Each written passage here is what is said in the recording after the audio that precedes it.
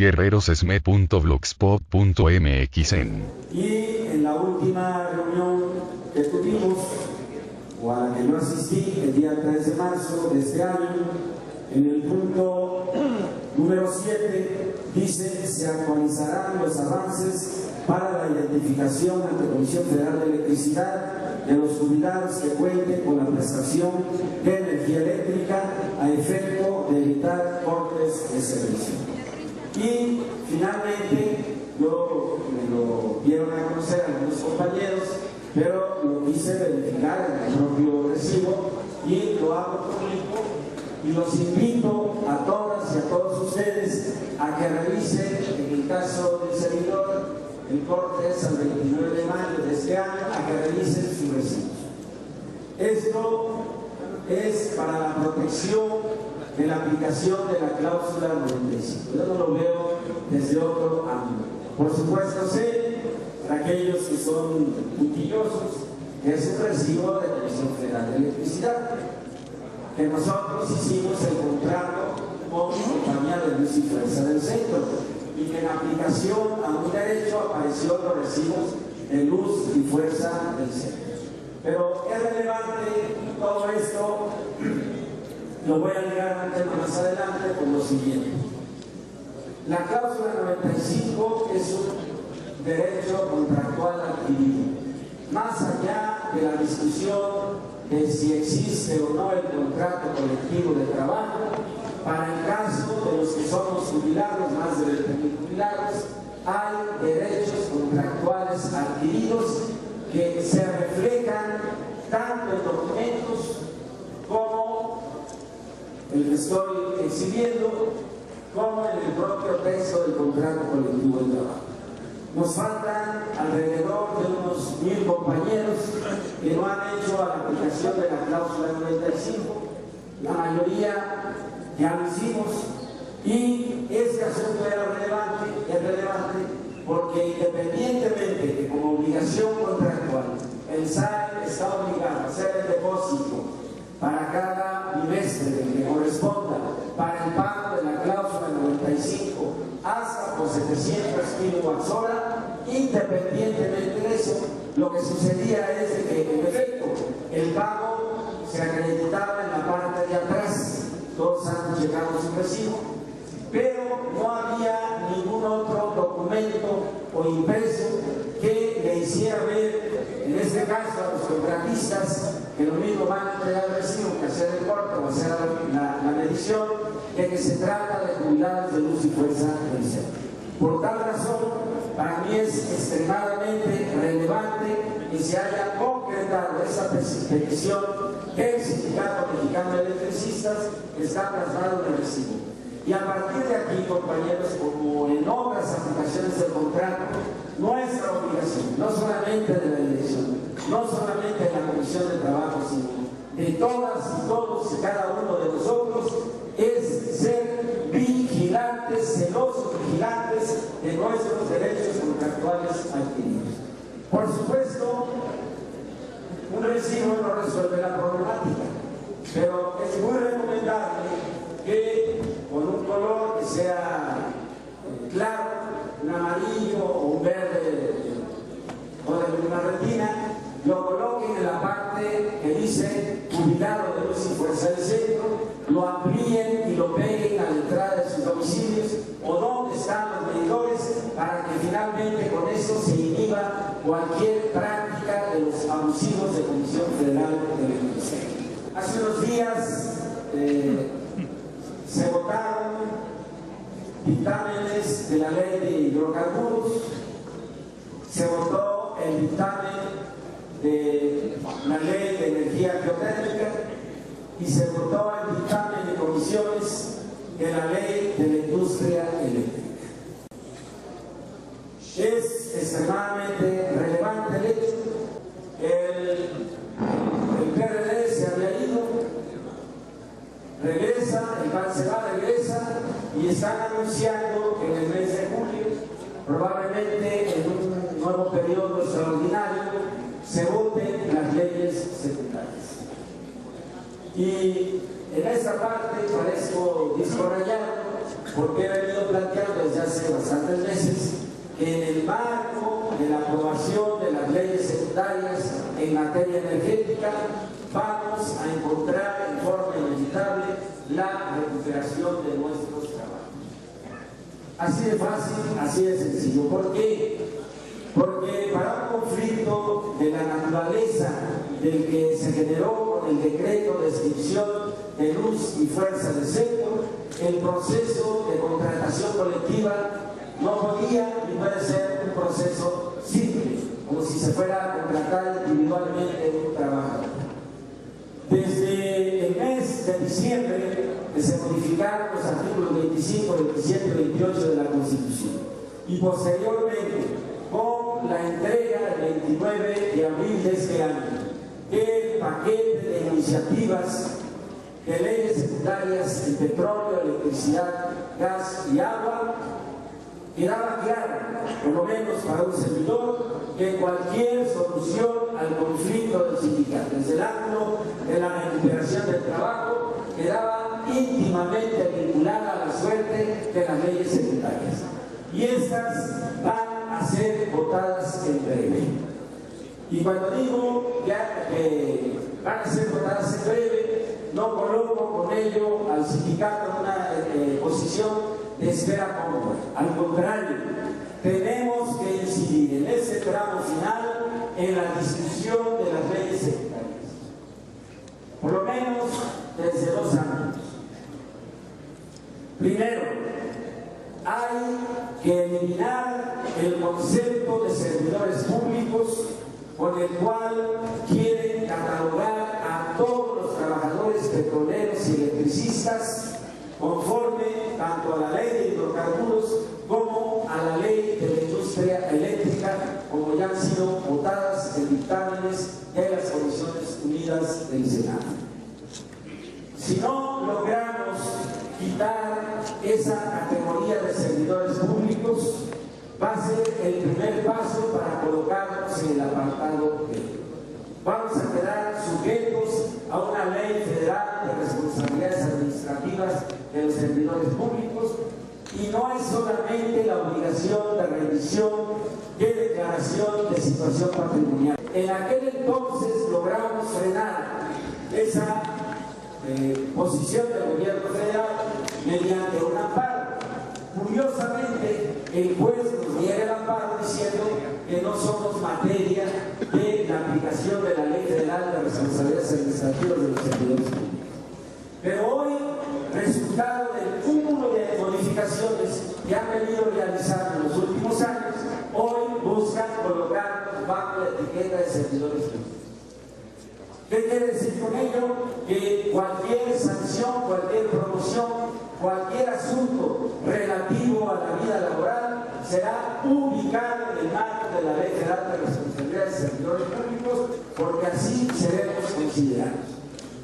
Una parte muy importante de los trabajadores del sector eléctrico, sobre todo los que tienen que ver con el control, operación y manejo de la carga eléctrica a nivel nacional, regional y estatal, van a ser, conforme a lo que plantean en la ley de la industria eléctrica, van a ser no solamente servidores públicos, sino que van a ser empleados de confianza, con todo lo que ello implica, porque por supuesto, ustedes imaginen que todos los operadores, todos los que tienen que ver con el manejo de la carga a nivel nacional, a nivel regional o a nivel estatal, son servidores públicos y son empleados de confianza, automáticamente, operativa y técnicamente queda anulado el derecho de huelga.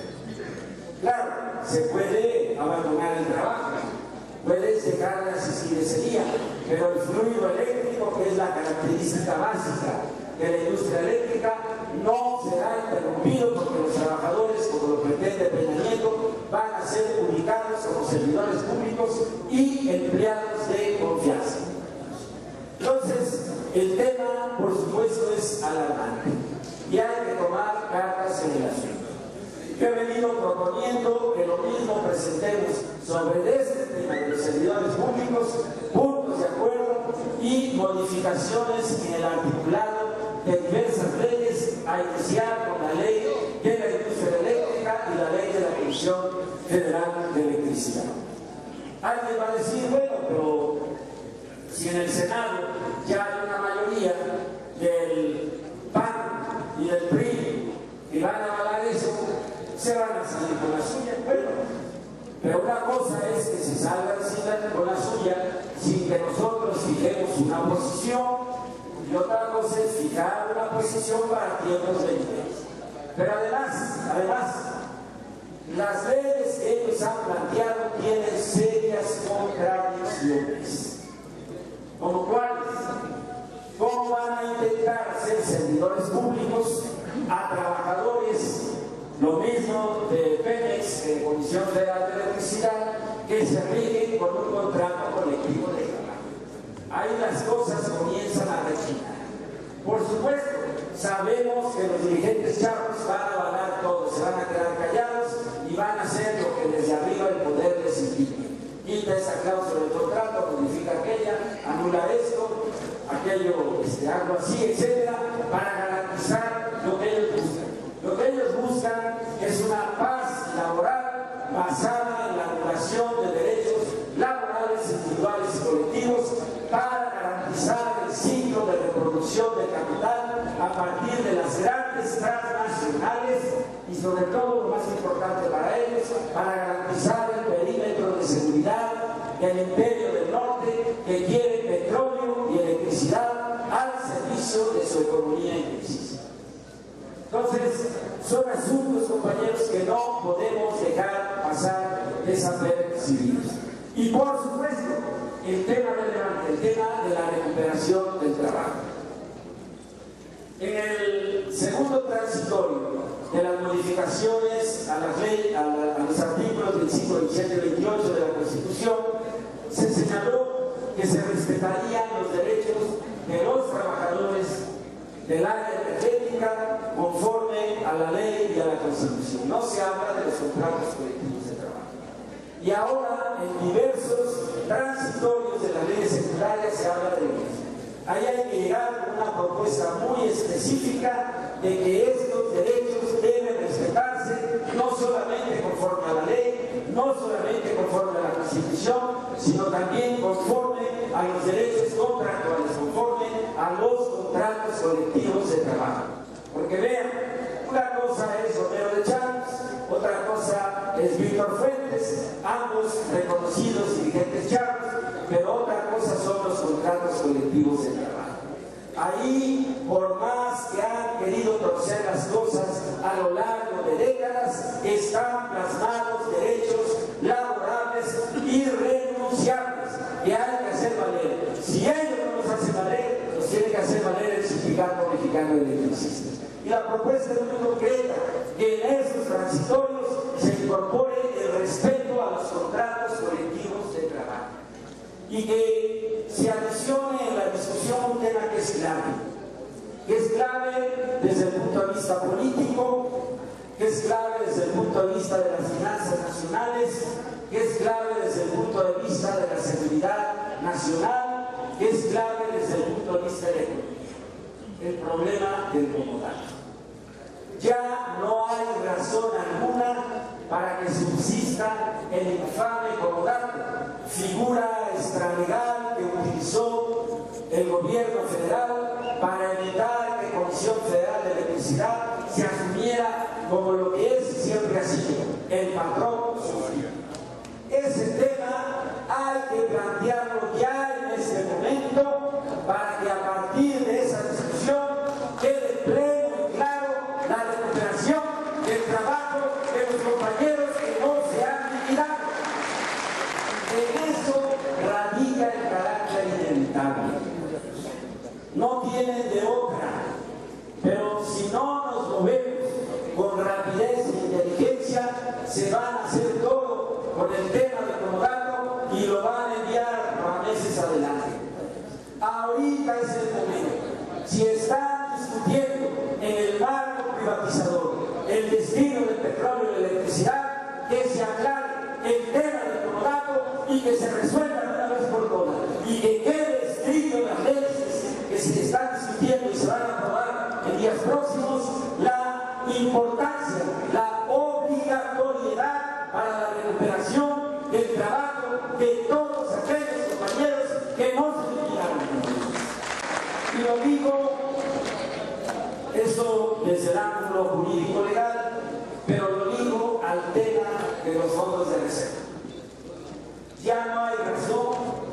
para concluir o para impedir la conclusión de la institución de Luz y Fuerza del Centro. Ya no hay razón.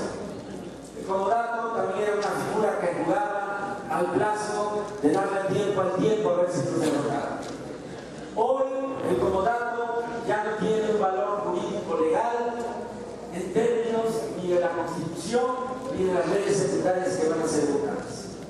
Pero, ¿cómo van a concluir la extinción de Luz y Fuerza del Centro si no resuelven el problema de los fondos de reserva? Los dos grandes fondos de reserva. El fondo de reserva de la jubilación y el fondo de reserva para la cláusula 102. El primero es una obligación en términos del contrato a partir de una aportación que anualmente se renueva, como lo establece la cláusula 64. Y el seguro sindical es una prestación conformada al 100% con nuestras aportaciones. Y en ambos casos se dejó a la decisión primero de la Mexican Life, después de la Compañía de Luz y Fuerza del Centro, posteriormente a Luz y Fuerza del Centro como organismo público descentralizado, se le dejó la facultad de administrar invirtiendo esos fondos en la mejor forma o en la forma más conveniente, que no era otra por razón de ley y constitución que la inversión en la infraestructura eléctrica. Entonces, esa es nuestra mayor garantía en la negociación. Poner por delante el tema del comodato y poner por delante el tema de los dos grandes fondos de reserva para fijar el regreso al trabajo en las mejores condiciones laborales posibles. Esas son las partes medulares de la negociación que tenemos en cuenta. Y para eso, compañeros, para eso hay que accionar. Y me van a disculpar algunos, pero hemos estado inmovilizados a lo largo de este tema.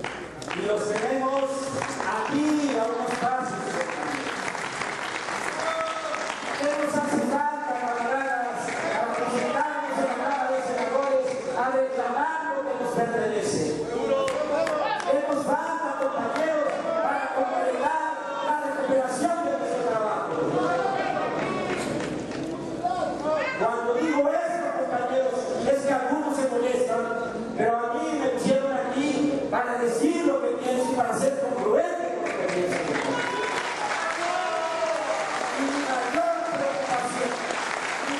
preocupación en estos momentos es recuperar nuestros trabajos, compañeros.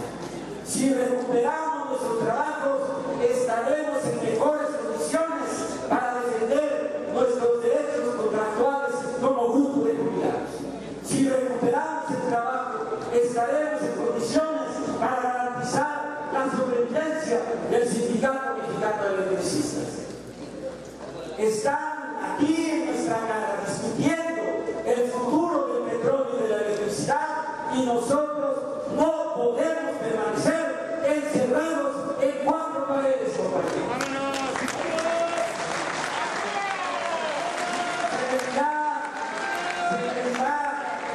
Que eso puede afectar la mesa de la Secretaría de Gobernación, pues no, compañeros. Al contrario, la presencia firme y digna del SME reclamando donde están discutiendo nuestro futuro. En ese marco, reclamando nuestros derechos, le da mayor fortaleza a la mesa de la Secretaría de Gobernación. Y tengo que decirlo así porque no me quiero ir con la carga de no expresar mis puntos de vista. Y si no hay acuerdo, compañeros, que sea una asamblea general, pero requerimos ya, urgente, de manera vital, contar con la asamblea general para tomar las decisiones y las acciones que sean necesarias para recuperar nuestro trabajo.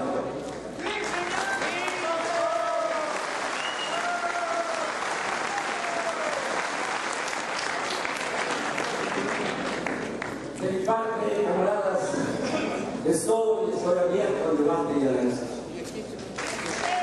guerrerosesme.blogspot.mx